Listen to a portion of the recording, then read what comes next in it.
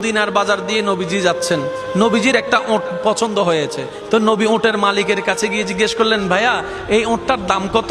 ওই দামাদামি হলো, নবী সে দামে কিনতে রাজি হলেন, কিন্তু নবীর কাছে তখন অর্থ ছিল না। তখন নবীজি ওনাকে বললেন, আপনি আমাকে ওটটা দেন, আমি এখনই গিয়ে আপনার সেই প্রাপ্যটা পাঠিয়ে দিচ্ছি।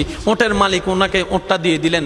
আশেপাশে যারা ওটের মালিক ছিল সবাই জিজ্ঞেস করতেছে, এই পাগলা, তুমি কি যাকে ওট দিয়েছো তাকে চিনো? বলে যে না। নাম জানো? বলে যে না। পরিচয় জানো? বলে যে না। ঠিকানা জানো? না।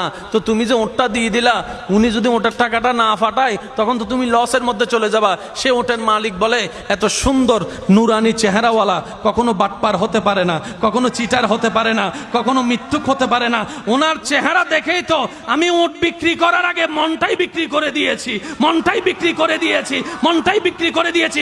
তোমরা যাই বলো, আমার মন বলে উনি আসবেই আসবে, টাকাটা পাঠাবেই পাঠাবে। এই কথা বলতে না বলতে কিছুক্ষণ পরে নবীজির একজন সাহাবা এসে বলছেন, একটু আগে একজন ওট নিয়ে গিয়েছেন, কাছ থেকে ওটের মালিকটাকে একটু দেখতে চাই। উনি বলে যে আমার থেকে।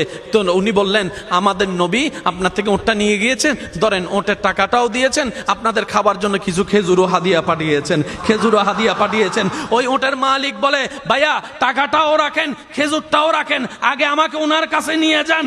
আমি ওট বিক্রি করি নাই, আমার দিলটাই বিক্রি করে দিয়েছি। ওনার চেহারা মোবারক দেখে আমার মনটাই পাল্টাই গিয়েছে, আমি কালিমা পড়ে মুসলমান হয়ে যেতে রাজি আছি। সুবহানাল্লাহ।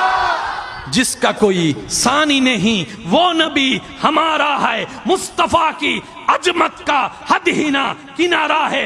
आशिक बोले, लम याति नजीर कफी नजरिन मिसले तुना शुद्ध पैदा जाना। চিৎকার দিয়ে বলেন না সুবহানাল্লাহ। ওই নবীটা কাদের নবী? হয় নাই, সবার আওয়াজ বলেন, ওই নবীটা কাদের নবী? আমাদের কি ভাগ্য সে নবীর উম্মত হতে পেরেছে। আর একটু জোরে।